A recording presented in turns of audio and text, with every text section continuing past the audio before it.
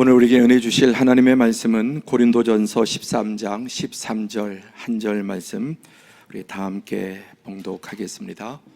고린도전서 13장 13절 함께 봉독하죠. 그런즉 믿음, 소망, 사랑 이 세 가지는 항상 있을 것인데 그 중에 제일은 사랑이라. 아멘.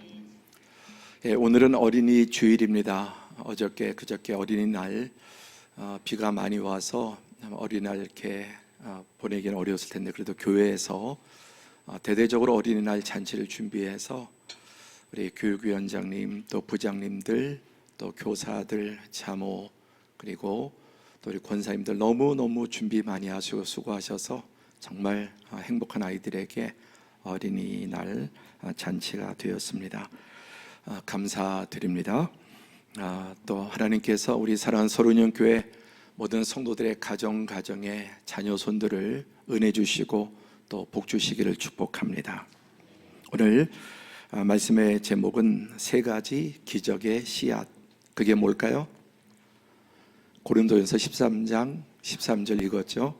세 가지 기적의 씨앗은 믿음과 소망과 사랑은 하나님의 놀라운 기적을 일으키는 씨앗이 될 줄로 믿습니다.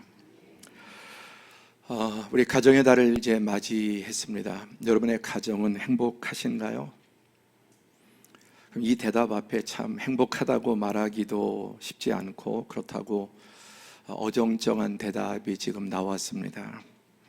또 가정이 행복하다면 왜 행복하십니까? 여러분의 가정이 참 우리 가정 행복하다 그러면 도대체 무엇 때문에 행복한가? 또 반대로 우리 가정은 사실 행복하다고 말하기가 어렵다. 그럼 그 이유가 무엇일까요? 그때 어떤 한 사람을 떠올릴 수도 있습니다. 행복한 이유에 대해서는 사람이 잘 떠오르지 않아도 우리 가정이 행복하지 않다. 그럼 그 이유가 뭐냐 그러면은 남편이 떠오를 수도 있고, 시어머니가 떠오를 수도 있고, 또 자식이 떠오를 수도 있습니다. 가정은 언제 행복할 수 있는가? 정상적인 가정은 행복합니다. 가정이 정상적인 가정, 남편도 아내도 또 자녀들도 정상적으로 살면 그 가정은 틀림없이 행복합니다. 정상적으로 사는데도 행복하지 않다? 그럼 기준이 잘못된 거예요. 정상적으로 사는 가정은 행복해야 합니다.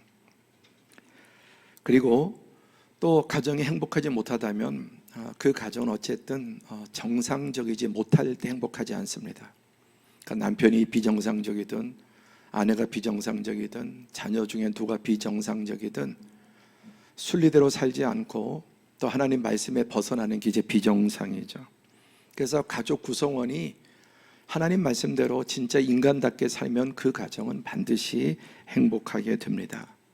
그리고 정상이 강하면 강할수록 행복의 피라미드의 꼭대기로 올라가게 될 것이고, 가족 가운데 누군가 특별히 정말 비정상인 게 더 심하다, 또 가족 구성원 전반적으로 비정상적인 무엇이든지 삶을 살고 있다면 점점 더 그 불행한 쪽으로 더 깊어지게 될 것입니다.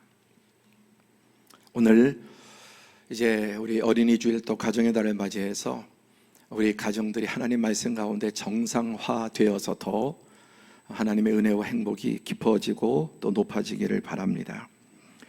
오늘 본문 고린도전서 13장 말씀 1절, 우리가 성경의 가장 유명한 구절 중에 하나고 누구나 거의 다 외우고 있는 말씀이죠. 그런즉 믿음, 소망, 사랑 이 세 가지는 항상 있을 것인데 그 중에 사랑이 제일 중요하다, 알고 있는 말씀입니다. 그런데 그 이 말씀이 나온 배경에는 12장에 보면은 고린도 교회 안에 분쟁이 있었습니다. 우리 교회와는 다르게 고린도 교회는 분쟁이 있었습니다. 다툼이 있었고, 교회 분쟁과 다툼이 들어오는 이유는 교회가 완전한 공동체이지 않기 때문입니다. 근데 특별히 이 고린도 교회 분쟁에 여러 요인이 있었지만 그 중에 12장에는 하나님 주신 성령의 은사를 받았습니다. 그 교회 안에 은사가 많은 교회예요. 쉽게 말해 성령의 역사가 강력하게 또 이렇게 가시적으로도 막 나타나는 교회였습니다. 근데 여러 가지 많은 은사와 은혜, 기적들이 나타나는데 서로 잘났다고 싸우는 겁니다. 내가 받은 은사가 더 크고 더 강하고 더 귀하고, 그래서 하나님이 주신 은사를 받아서 그 선물을 받아가지고 자기께 더 크다, 한마디로 자기가 더 잘났다, 또 내가 더 중요하다고 하는 다툼이 교회 안에 가득했습니다. 그래서 바울 사도는 이제 이 문제에 대해서 이렇게 정리를 합니다. 한번 같이 읽어보죠. 시작. 은사와 지위는 평등하다. 교회 안에 다양한 직분이 있습니다. 직분은 지위라고도 할 수 있지만 계급은 아닙니다. 그러나 여전히 교회 안에 이런 어떤 직분을 계급으로 이게 여기게 되면, 뭐 예를 들어서 집사님에서 안수집사님 했으면 진급했네, 뭐 안수집사님이 장로님에서 진급했네, 축하할 일이지만 그런 식으로 생각해서는 안 되고 더 내려가는 겁니다. 그러니까 서로 존중하고 사랑하되, 뭐 담임 목사, 교회에서 가장 낮은 자리가 돼야 되고, 또 우리 장로님들 또 가장 낮은 곳에 권사님들. 근데 세상적으로 보면은 교회 뭐 대표이사, 담임 목사가 대표이사하고 장로님들 뭐 이사들이고, 그런 생각을 할 수 있습니다. 그건 정상적인 교회가 아닌 거죠. 그래서 은사와 여러 가지 은사가 있지만 지위도 이것은 평등합니다. 그리고 오히려 건강한 교회일수록 어떤 세상적인 기준에서 볼 때 지위라고 하는 게 있다면, 그러면 그럴수록 더 낮아지고 겸손해져야 합니다. 우리 교회 정말 큰 은혜와 장점이 우리 교회 지위에 있는 귀한 장로님들, 이런 분들이, 어르신들이 정말 겸손하게 교회를 잘 섬기고 있습니다. 자, 그래서 고린도전서 12장 4절에서 11절에 보면 은사는 여러 가지나 성령은 같고 직분은 여러 가지나 주는 같으며 또 사역은 여러 가지나 모든 것을 모든 사람 가운데서 이루시는 하나님은 같으니. 교회 안에 여러 직분도 있고 여러 또 은사들이 있습니다. 그러나 성령님은 한 분이 주시는 거고요, 또 직분도 이런저런 다양한 직분이 있지만 다 그 주님께서 주신 직분입니다. 교회 안에 이런저런 다양한 사역이 있습니다. 그러나 그 모든 것을 이루시는 하나님은 동일하다. 그리고 7절에 어떤 사람에게는 또 이런 성령의 역사, 8절에 어떤 사람에게는 뭐 지혜의 말씀, 다른 사람은 또 어떤 사람은 계속 이렇게 여러 가지를 나열하면서 다양한 은사와 또 직분이 있음을, 오늘 우리 성가대 찬양도 악기도 같은 음악이지만 악기 종류가 다양하고 뭐 피아노도 있고, 그렇죠? 그리고 성가대도 또 같은 성가대지만 소프라노, 엘토, 테너, 베이스가 있고, 또 우리 예배팀도 다 이렇게 다양한 이 모든 것을 하나님이 주신 은사와 달란트고 직분이라고 하는 것입니다. 자, 11절 같이 읽어볼까요? 시작. 이 모든 일은 같은 한 성령이 행하사 그의 뜻대로 각 사람에게 나누어 주시는 것이니라. 많은 직분이 있지만 이 모든 것은 성령께서, 한 분의 성령님께서 각 사람에게 그분의 뜻대로 각 사람에게 나누어 주신다고 말씀합니다. 그래서 이런 원리는 세상에도 마찬가지입니다. 교회뿐만 아니라 세상도 하나님께서 사람이 이 땅에 태어날 때 그 사람에게 성별도 달란트라고 할 수 있습니다. 하나님이 남성으로 여성으로 지으신 것에도 그렇게 쓰시고자 하는 목적이 있습니다. 그래서 하나님이 주권적으로 주셔서 이 세상이 풍요롭도록, 그래서 한 사람이 모든 것을 다 갈 수도 없고, 그리고 또 모든 사람이 한 가지 일을 하는 것도 아닙니다. 하나님은 그 사람을 인종과 국가와 성별과 또 어떤 집안에 태어나기도 하시고, 그분의 환경도 결정하시고, 또 그가 남성이냐 여성이냐, 또 그의 DNA도 하나님께서 이 세상을 전체적으로 복주시고 풍요롭게 하기 위해서 다양한 은사를 주십니다. 그리고 이 은사는 개인 자신과 공동체의 유익을 위해서, 그래서 내 은사가 나에게도 유익이 되지만은 특별히 하나님은 내 은사를 통해 교회 공동체에 기여하고 또 우리 세상에 나가서 기여하고, 여러분 직장이나 또 사업이나 생업을 하시는 일들도 다 그것을 통해서 다양하게 우리가 세상에 기여하는 것입니다. 하나님께서 공동체 행복을 위해 섬김과 평화와 질서로 주신 것을 사단은 조직과 계급과 지배적인 것으로 둔갑을 시키면 그 교회는 병든 교회가 됩니다. 나에게 주신 그 달란트가 남을 섬기는, 우리 하나님도 섬기고 이웃을 섬기는 이런 일들이 우리에게 주어진 목적입니다. 그렇기 때문에 우리는 교회 안에 이런 세상적인 하나님의 의도와 반대되는 그런 잘못된 가치가 교회 안에 들어오지 않도록 함께 힘써야 합니다. 그건 서로 낮아지고 섬기고, 특별히 내가 어떤 부분에 더 은사가 있고 그게 또 연령적으로 어른일 수도 있습니다. 서로 낮아지고 또 섬길 때 아름다운 공동체가 됩니다. 그래서 고린도전서 12장 18절에서 27절에 보면은, 그러나 이제 하나님이 그 원하시는 대로 지체를 각각 몸에 두셨으니, 누가 원하시는 대로? 내 원하는 대로가 아니라 하나님께서, 아까 성별도 하나님이 주신 거라고 그랬죠. 내가 남자로 여자로 태어난 걸 결정하지 않았습니다. 내가 어디에 태어나는 것도 뭐 어떤 것도 결정한 게 없어요. 하나님께서 그분의 뜻 가운데 나도 복되게 하시고, 아멘. 그리고 또 내가 그렇게 태어나는 것이 이 세상에 복되도록 만드신 것입니다. 그래서 우리가 살아가면서 나는 가정에도 복된 사람이고 또 우리 교회에 있음으로써 복된 사람이고 나는 이 세상에 참 가치 있고 복된 사람이다, 이런 여러분 경건하고 또 건강한 의식이 가득할 수 있기를 바랍니다. 여러분은 교회 안에 여러분의 역할이 있습니까? 우리 교회가 여러분 한 분 한 분을 통해서 어떤 유익이 있습니까? 분명한 것은 내가 한 명이 존재하는 것 자체가 일단 교회의 큰 은혜고 복이죠.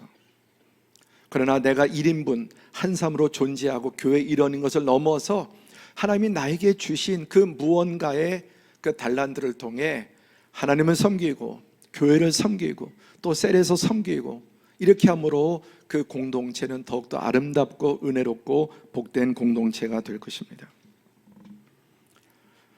19절에 만일 다 한 지체뿐이면 몸은 어디냐? 이제 지체는 많으나 몸은 하나라. 그래서 우리 모두가 주님의 몸된 교회 각자의 지체이고 그 각자의 역할을 잘 감당할 때 하나님의 기쁨이 되고 또 교회의 복이 되고 하나님께서 그런 성도에게 더 큰 은혜를 주실 것입니다. 27절 읽어볼까요? 시작. 너희는 그리스도의 몸이요 지체의 각 부분이라. 우리 모두가 그리스도의 몸이고 지체 각자의 역할을 합니다.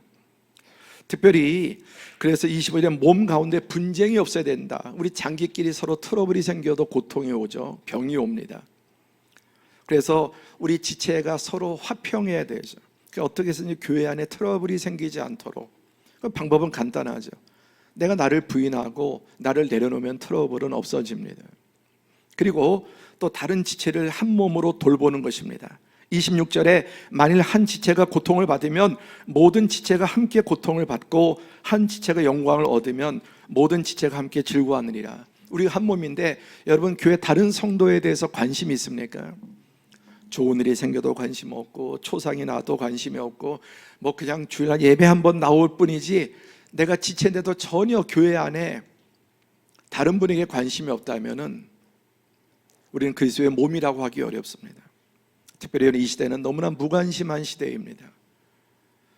그래서 성도 가정에 자녀가 아프든지 어떤 어려움이 있으면 함께 기도하고 한마디라도 위로하고, 정말 기쁜 일은 함께 기뻐하고 어려운 일이 생기면 한마디라도 기도해주는, 우리 교회에 이런저런 뭐 소식들이 또 광고로 이렇게 카톡으로 나갈 텐데 요즘 같은 시대에 참 귀찮을 수도 있습니다. 그러나 우리가 그런 소식을 들을 때 정말 그리스도 안에서 하나님의 가족이라면 그 소식에 좀 더 민감하게 반응하고 또 기도해주고 또 기뻐하고 함께하는 공동체가 여러분 이 시대 가운데 더 빛나고 가치 있는 공동체가 될 것입니다. 사랑하는 성도 여러분, 결국 우리의 신앙은 하나님을 사랑하고 이웃을 사랑하는 것인데, 여러분 교회 공동체에서도 또 세상에 나가서도 이 메마른 시대 가운데 좀 더 서로에게 사랑을 가지고 관심을 갖는 성숙한 그리스도인으로서 한 걸음 더 나가시기를 축복합니다. 그래서 하나님께서는 이 세상에서도 그렇지만 교회 안에서 다양한 직분과 직책과 은사와 달란트를 성도들에게 나누어 주셔서 그러니까 주일날 보면 봉사하는 분들 참 많죠. 저 주차장에서도 봉사하는 분들, 안내로 봉사하는 분들, 지금 이 시간 교사로 아이들을 맡아서 봉사하는 분들, 또 성가대로, 또 우리 만나팀 등등 교회 많은 지체로서 봉사할 때 그 교회가 건강한 교회고 이 세상에도 빛과 소금이 되는 것입니다.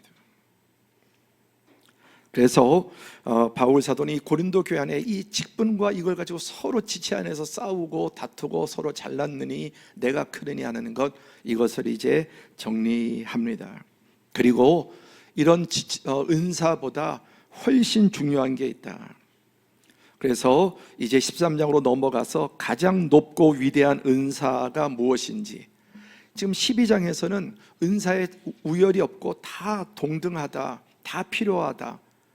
그런데 13장으로 넘어가면서 이제 12장 마지막 절입니다. 다 함께 시작.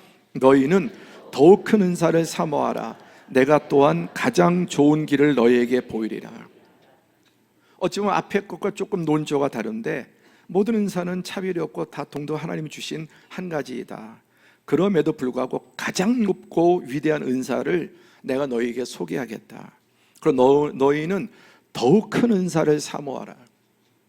그래서 신앙의 초기에는 나도 병 고쳤으면, 나도 예언했으면, 나도 뭐 방언했으면, 또 뭐 통역했으면, 이런 어떤 좀 눈에 보이는 또 사람들에게 드러나는 은사를 이렇게 원할 수 있습니다. 저도 젊었을 때 그랬습니다. 이만 귀신도 쫓고 막 병도 고치고 막 기도하고 나면 막 병자가 일어나고 뭐 예언도 하고 뭐 방언하고 막 쓰러지고 되게 폼나지 않습니까? 그런데 그런 은사가 정말 중요한 게 아니라 이런 은사도 필요하지만 더욱 큰 은사, 가장 좋은 길을 너희에게 보이리라. 그러면서 13장으로 넘어갑니다. 가장 높고 가장 위대한, 그리고 우리가 정말로 사모해야 될, 누구나 사모해야 될 은사가 있습니다.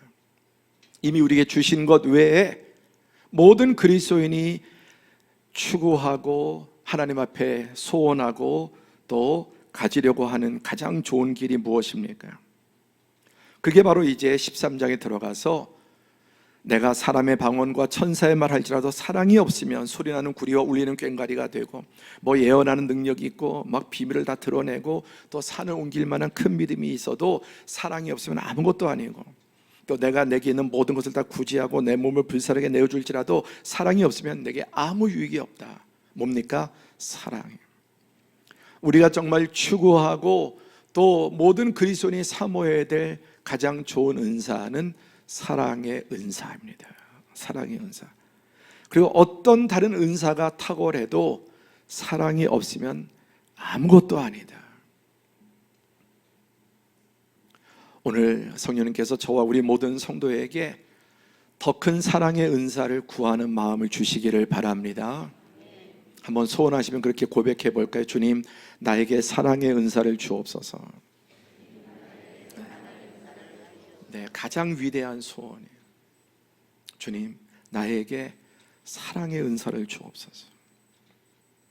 그래서 이제 이렇게 13장이 다 이제 사랑에 대해서 쭉 말씀하고 결론입니다. 13장 결론이죠. 한 번 더 시작.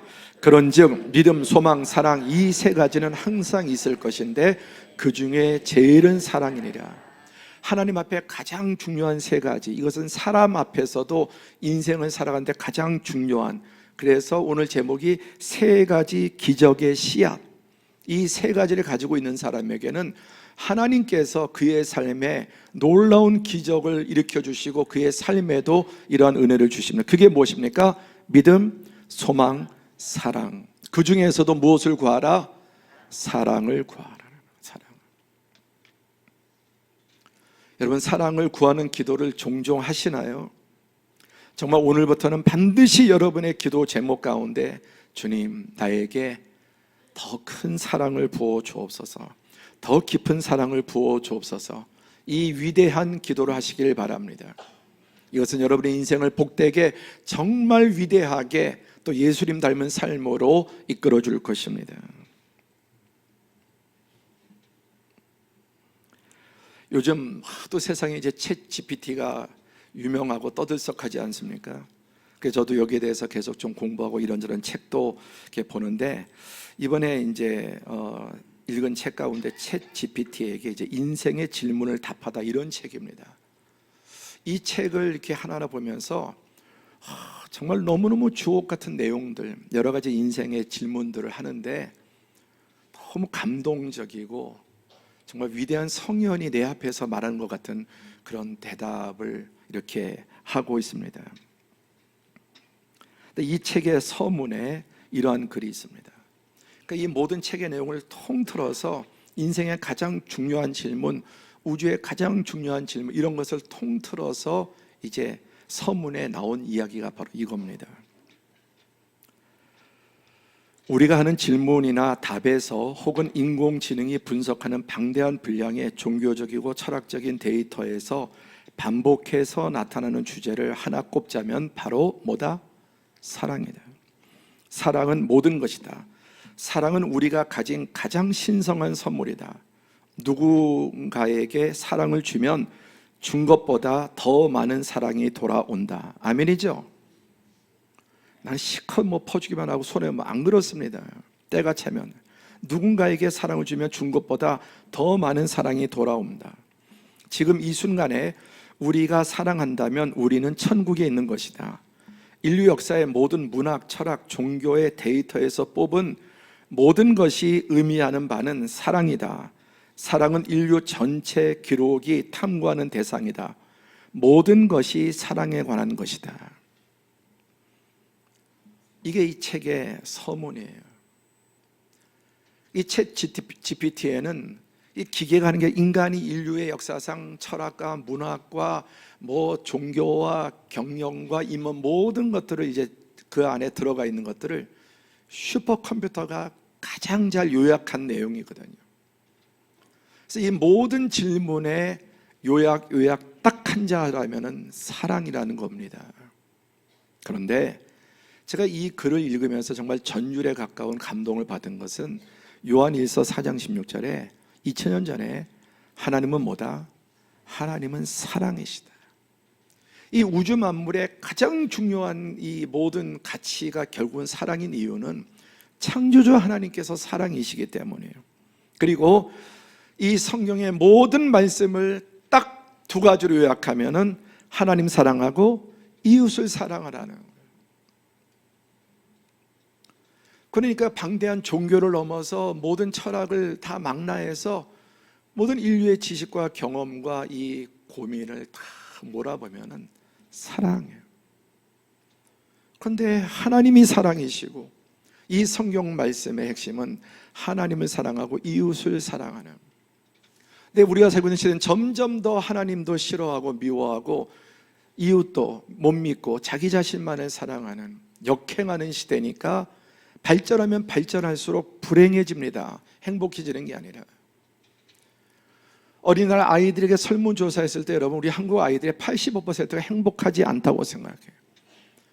그렇게 여러분 역사상 이렇게 많이 누리는 아이들이 어디 있습니까?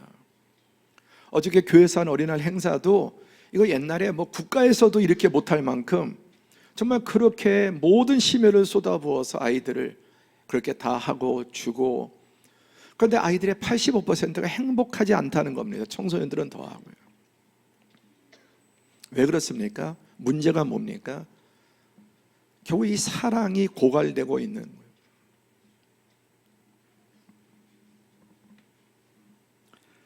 그러면서 오늘 13장에 진짜 사랑과 가짜 사랑이 있습니다. 이 세상에 너무나 가짜 사랑이 많아요. 심지어 여러분, 부모의 사랑 중에도 가짜 사랑이 많다.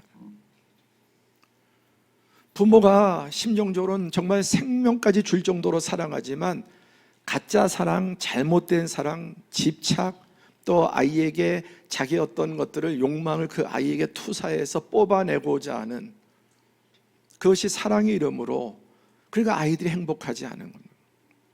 진짜 사랑이 뭐냐? 이 13장에서 진짜 사랑은 해야 될 것 8가지, 하지 말아야 될 것 8가지를 정확하게 두 가지로 이렇게 말씀해요.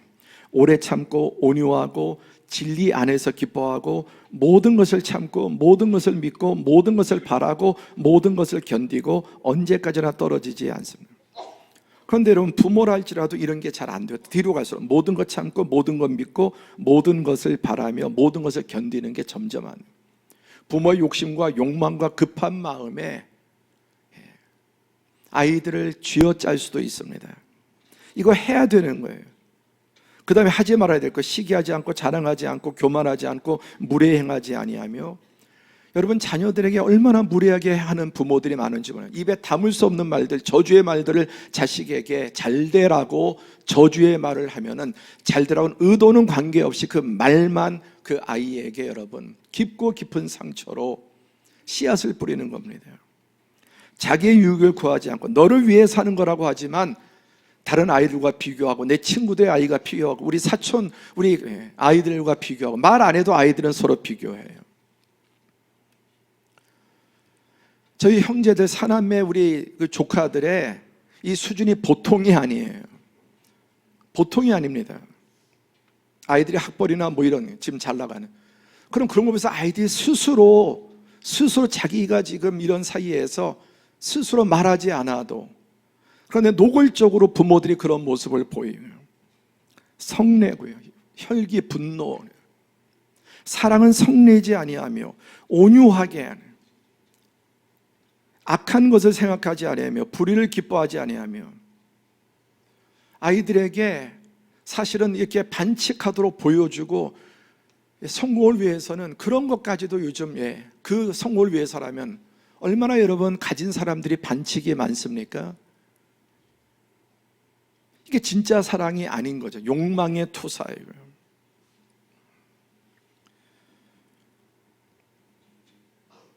심지어 부모라 할지라도 진정한 사랑을 자녀에게 하지 않고 진정한 사람 아이들이 치유되고 내면이 건강해져 점점 병들어지고 거리가 멀어지는 거예요.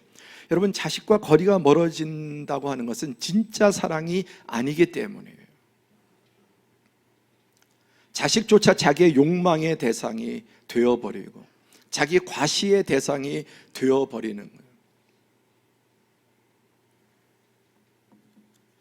내가 정말 자녀들을 올바르게 사랑하고 있는가 하는 것입니다. 이것을 가지고 부부간에도 그리고 자녀에게도 이웃에게도 우리가 평가를 올바르게 기준을 가지고 해야 될 것입니다. 그래서 이 믿음, 소망, 사랑 이 세 가지가 항상 있을 것인데 그 중에 제일은 사랑이다. 그래서 믿음, 소망, 사랑은 하나님과는 어떤 관계를 만듭니까? 하나님에 대해서 믿음. 히브리서 11장 6절에 믿음이 없이는 하나님을 기쁘시게 못하나니 하나님께 나아가는 자는 반드시 그가 계신 것과 또한 그가 자기를 찾는 자들에게 상 주시는 복 주시는 이심을 믿어야 할지니라. 그래서 믿음이 없으면 하나님과 관계가 전혀 형성이 안 돼요. 하나님과의 첫 출발은 믿음이고 하나님과 깊어지는 방법은 하나님을 더 믿는 거예요. 여러분, 오늘 하나님을 향한 믿음이 더 깊어지고 강해지기를 바랍니다. 그럴수록 하나님이 기뻐하세요.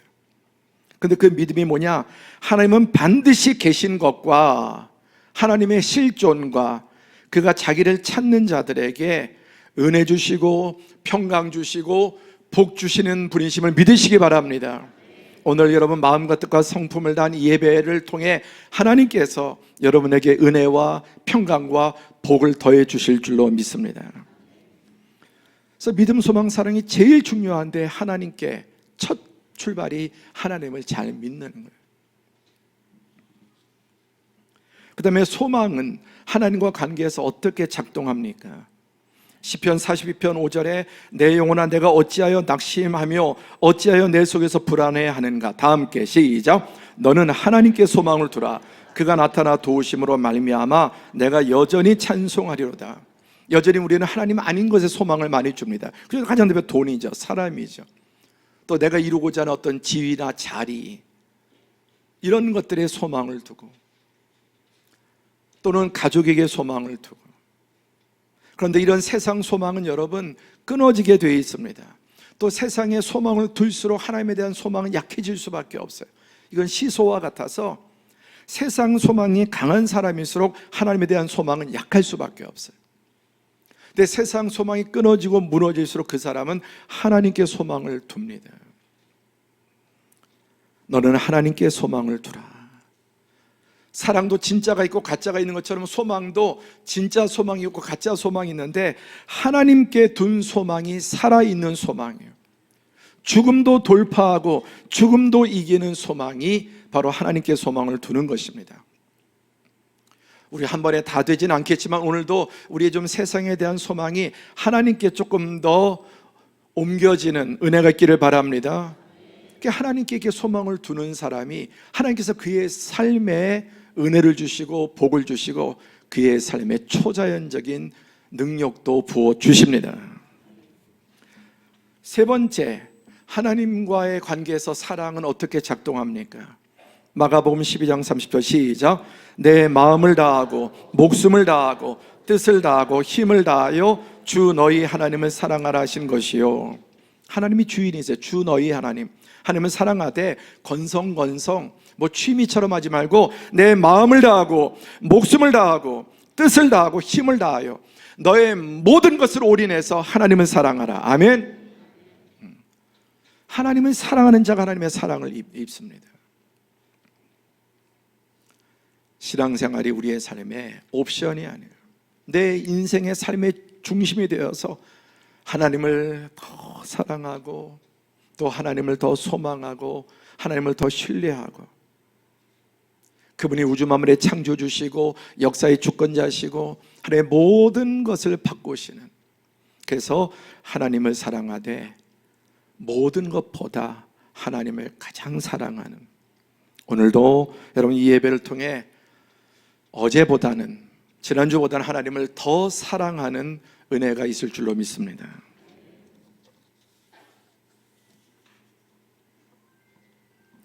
그 다음에 가장 중요한 게 믿음, 소망, 사랑인데 이것은 사람에게는 어떻게 작동하는가? 내 이웃에 대해서 믿음입니다. 요한복음 1장 40절에 데리고 예수께로 오니 예수께서 보시고 이르시되 내가 요한의 아들 시몬이니 장차 개바라 하시니라. 처음에 제자라고 베드로 뭐 이렇게 어중이 떠중이도 왔는데 그 시대로 하나도 여러분이 지금 직원 뽑는다고 하면은 다 퇴짜 맞을 사람들이에요. 하나도 현실적으로 볼 때 정말 이들이 볼 게 없는, 그러나 예수님께서는 지금 그의 현실의 모습이 아니라 장차 개바라 하리라. 지금 연약하고 부족하지만 함께하자. 장차 개바라 하리라. 주님께서 그렇게 우리를 믿어주시고 인정해 주시고, 여러분 점점 더 세상은 서로 못 믿습니다. 믿을 사람 없고 점점 불신의 변이 높아지죠. 그러나 이웃과의 관계 속에서 그럼에도 불구하고 여러분 이웃을 믿어야 좋은 관계가 형성이 돼. 하나님도 그렇고. 그리고 지금 부족하고 연약해도, 근데 여기에 장차 개발하리라는 것은 그냥 막연히 믿는 게 아니라 내가 그렇게 만들어 주겠다는 거예요. 하나님의 개입이 있습니다. 그냥 놔두는 이 시몬은 평생 가면 갈수록 점점 나빠지고 점점 흐트러지겠지만 너를 장차 개바로 하리라는 말씀 속에는 내가 너를 개바로 변화시키겠다는 말씀이 있습니다. 그 약속은 우리에게도 있고, 그래서 우리가 지금 이렇게 변화되어 가고 있습니다. 여러분 자신의 변화를 느끼시죠? 자신 없으세요? 틀림없이 변하고 있습니다. 틀림없이. 또 지금 잘 나타나 저렇게 쌓이다 보면은 어느 순간에 이제 이 변화가 나타날 때가 있음을 믿으시기 바랍니다. 여러분 한 분 한 분에 대해서 장차 개바라 할 것이다, 개바가 될 것이라고 말씀하십니다.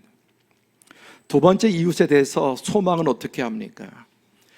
이 베드로는 여전히 3년 6개월 동안 제자 훈련을 마치고도 너무나 연약해집니다. 그러나 그럼에도 낙심하지 않고 시몬아 보라, 사단이 너희를 밀가부를 하려고 요구하였으나 그러나 내가 너를 위하여 내 믿음이 떨어지지 않기를 기도하였느니 너는 돌이킨 후에 내 형제를 굳게 하라. 정말 이 기말고사에서 낙제한 거 쉽게 말하면, 그런데도 예수님께서는 답이 없다, 답이 없어, 이제 더 이상 내가 안 되겠다 하지 않고, 지금 사단에게 사로잡혀서 예수님을 배반도 하고 저주도 하겠지만 그러나 내가 너를 위해서 기도하고 너는 돌이킨 후에 내 형제를 굳게 하라.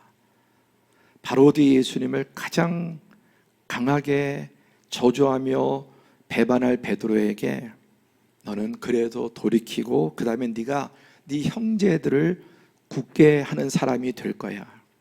그리고 너는 교회의 반석이 되고 나는 그 반석 위에 내 교회를 세울 거야. 계속 베드로에게 소망의 말씀을 하셨어요. 그리고 그대로 되었습니다. 또 요한복음 13장 36절에 시몬 베드로가 이르되 주여 어디로 가시나이까? 예수께서 대답하시되 내가 가는 곳에 내가 지금은 따라올 수 없으나 후에는 따라오리라. 죽는 데도 갈 것이고 감옥에도 갈 겁니다. 아니야, 너는 못 와. 지금은 따라오지 못하지만 후에는 따라오리라. 소망의 말씀을 계속 그에게 던지시는 거예요. 그리고 그 말씀은 살았고 운동력이 있어서 정말 베드로는 그렇게 되었습니다. 우리에게도 마찬가지. 오늘 이 말씀 베드로에게만 주실 말씀이 아니라 여러분 한 분 한 분에게 주님께서 주시는 말씀을 아멘으로 받으시기 바랍니다. 그러면 주님께서 이렇게 만들어 가세요. 그리고 사랑은 어떻게 여러분 이웃과에서 작동합니까? 아까 전한 말씀 성경 모든 핵심이 내 이웃을 내 자신과 같이 사랑을 하시는 것이라. 이보다 더 큰 계명이 없느니라. 가장 위대한 여러분 소원이 뭐라고 했습니까? 사랑을 구하라. 그 사랑을 구하되 주님 내 이웃을 내 몸과 같이 또 내 몸보다 더 이웃을 먼저 생각하고 사랑하는 사람이 되게 해 주십시오. 그럴 때 정말 하나님은 감동하시고 기뻐하시고 그래 네 목숨 이웃에게 줘버려라 그렇게 던지지 않으신다.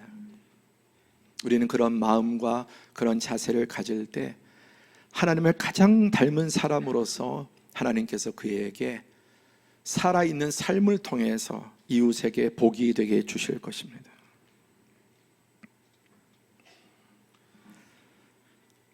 그래서 이 믿음, 소망, 사랑이 하나님께로 그리고 고스란히 그대로 이웃에게로. 여러분 이웃 중에 첫 번째 이웃이 가족이에요. 가족은 이웃이 아니라고 생각할 수도 있지만 나 외에 나는 아니잖아요. 함께 보죠. 이웃 중에 첫 번째 이웃이 가족이다. 우린 가족에게 가장 잘하기도 하지만 가장 못하기도 해요. 그렇죠? 가장 남편에게 잘하기도 하지만 가장 못되게도 하고 아내에게도 자식에게도 부모에게도. 가장 잘하는 것은 더 유지하시고 다른 사람 누구에게도 하지 않는 행동과 말을 우리 부부간에 할 수 있고 가족에게 할 수 있는데 이제 그런 말들을 안 하게 되기를 바랍니다. 그래서 여러분 다른 사람들의 자식들에게도 하지 못할 말을 자기 자식에게 하는 사람도 있어요. 여러분은 여러분의 부모님에게 들은 말 중에 가장 여러분에게 가슴에 남아있는 말이 뭡니까? 여러분의 아버지에게 들은 말 중에 가장 여러분에게 남는 말, 또 여러분의 어머니에게 들은 말 중에 가장 여러분 가슴에 남는 말이 무엇입니까?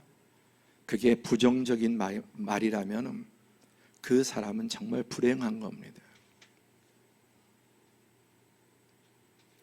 그런데 우리 아버지가 나에게 했던 그 많은 말 중에 가장 내 마음속에 남는 몇 마디가 정말 긍정의 말이고 축복의 말이라면 그것은 내 인생의 빛이 되고 든든한 기둥이 됩니다.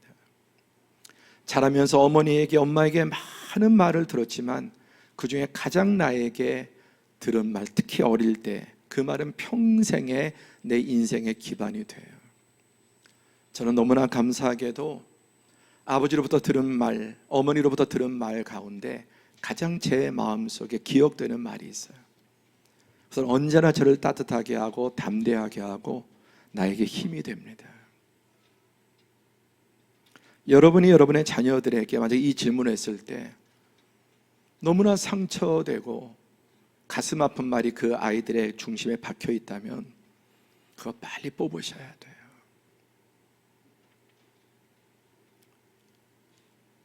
누구보다 부모의 자기 아빠로부터 엄마로부터 믿음과 소망과 사랑의 말을 들어야 돼요. 우리는 가장 사랑하고 가장 아끼고 정말 가장 많은 것들을 희생하고 필요하다면 정말 목숨까지 줄 만큼 자식을 사랑함에도 불구하고 정작 자식들의 마음속에 너무나 가슴 아픈 평생의 자기 자화상을 그리는 그런 말들을 하는 부모가 있습니다. 그거 빨리 회개하고 취소하셔야 돼요. 아이들이 자라면 자랄수록 그건 점점 더 암덩어리처럼 커지게 되어 있습니다. 여러분도 느끼실 거예요. 어릴 때는 몰랐는데 30대, 40대, 50대, 60대가 되면서 상처가 점점 더, 그때는 몰랐는데 커지는 게 있지 않습니까? 그게 내 쓴뿌리가 돼서 인생을 좌우하고 가치관을 좌우하고 나의 여러분 삶을 좌우할 수 있습니다. 멀쩡하게 잘 자라고 있는 아이들을 자기 욕심과 기준, 왜곡된 염려 때문에 병들게 하고 열등감의 노예가 되게 하는 부모들도 있습니다. 아이들이 정말 관심 있고 잘할 수 있는 것은 못하게 막고 안 되는 것을 억지로 시키는 부모도 있습니다. 그런 것은 자녀들의 관계를 파괴하고 자녀들의 내면을 심각하게 일그러지게 만듭니다. 여러분, 공부는 아무나 하는 게 아니에요. 그렇죠? 동의가 안 되세요? 함께 하자. 공부는 아무나 하는 게 아니다. 공부 타고나야 됩니다. 타고나지 않는 애를 갖다가 억지로 시키면 작은 그릇에다가 너무 큰 것을 깨지게 돼요. 우리나라엔 너무나 이 잘못된 가슴 아픈 이 공부는 잘하는 것 중에 하나에 불과해요. 사람이 잘하는 것, 수많은 것 중에 하나에 불과하지 공부가 전부가 아닌데 너무 우리는 그 공부에 여전히 아직도 그 어린아이들 그 뭐 몇 달 빨리 하고 늦는 게 아무 의미도 없는데 거기에 막 불신자들 그런 시선과 이런 조급함에 해서 아이들을 어릴 때부터 너무너무 지독하게 조기 교육한다고, 그렇게 해서 정상적으로 자라지 못하면 똑똑하지만 정말 인격과 모든 가치관이 다 망가진 채로 여러분 올라가면 올라갈수록 부정적인 역할을 할 수 있습니다.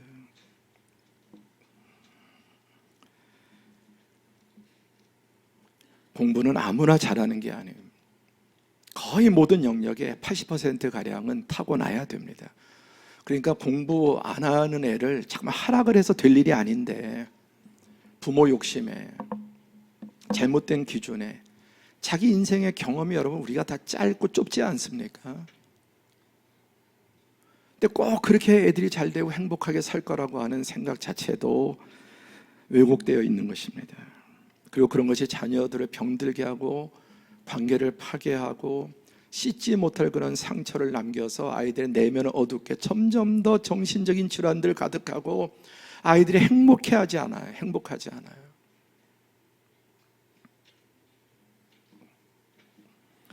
인생을 살아가면서 가장 중요한 것은 건강한 신앙과 건강한 자존감인데 가정에서부터 특히 아빠로부터 자존감들이 다 뭉개지고 찌그러지고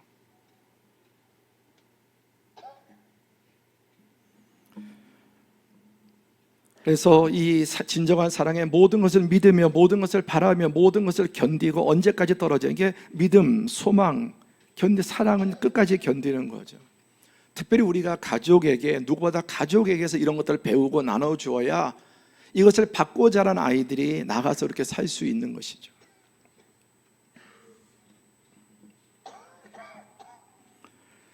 그 유명한 에밀의 루소에 나오는 창조주의 손에서 나올 때는 모든 것이 선하였는데 사람의 손에 넘어오자 모든 것이 악하게 되었다.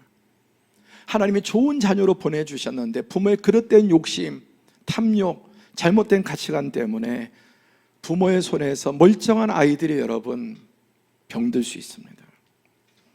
명심보감에도 어린아이의 마음은 마치 비어있는 그릇 같아서 그 그릇에 무엇을 담느냐에 따라 그들은 달라집니다.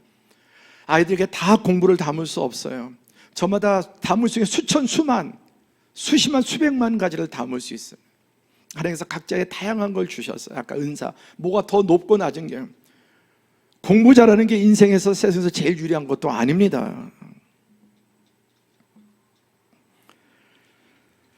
이 서울대 인기학과 1964년부터 2003년까지 이 인기학과가 쭉 이렇게 60년대 2009년도 이렇게 바뀝니다. 유지되는 것도 있지만 이게 완전히 바뀌는, 계속 바뀌어요. 여러분 이런 학교에 다 들어갈 수 없지 않아요? 그거 너무나 잘 알잖아요. SKY에 다 들어갈 수 없는데 거기에 목표로 아이들을 거기에다 초점 맞추면 정말 하나님이 주시는 은사와 달란트는 그냥 다 뭉개버리고 그렇게 해서 되지도 않는 그런 것을 우겨 넣다 보면은 아이들이 망가지는 거예요.